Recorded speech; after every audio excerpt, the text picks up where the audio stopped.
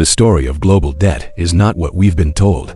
For decades, we've heard that national debt is normal, that deficits don't matter, and that the financial system is simply too big to fail. But what if that belief is only half the truth? What if beneath every modern currency and every central bank, there is a hidden engine? One that constantly expands debt, quietly widens inequality, and pushes entire nations toward slow, silent collapse, without any public warning?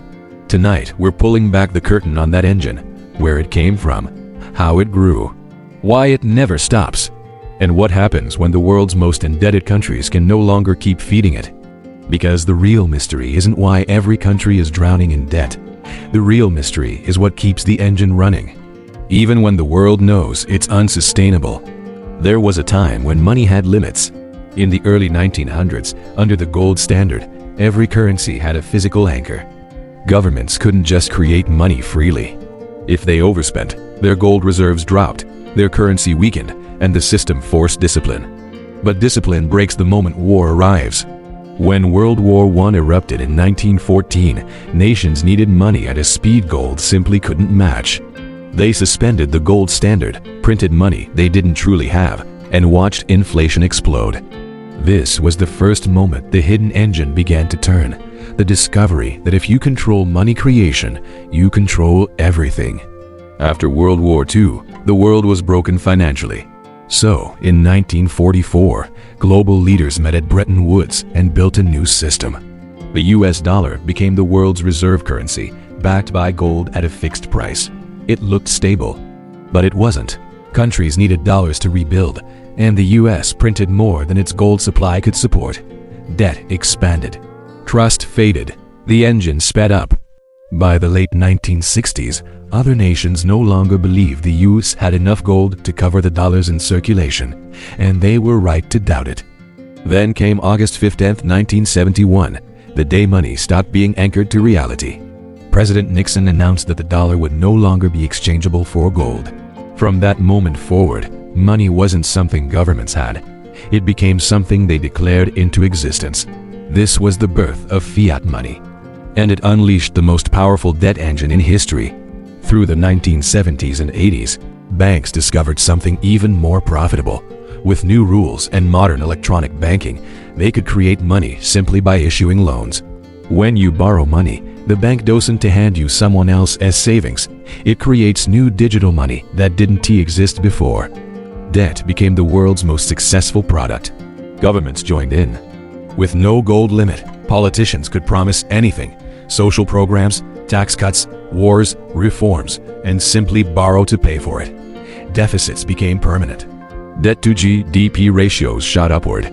Central banks were told to stabilize everything, even if it required endless support. And then came the crises.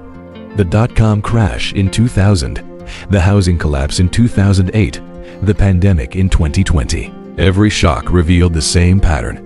Whenever the system shook, interest rates were cut, money was created, and debt expanded again, even larger than before.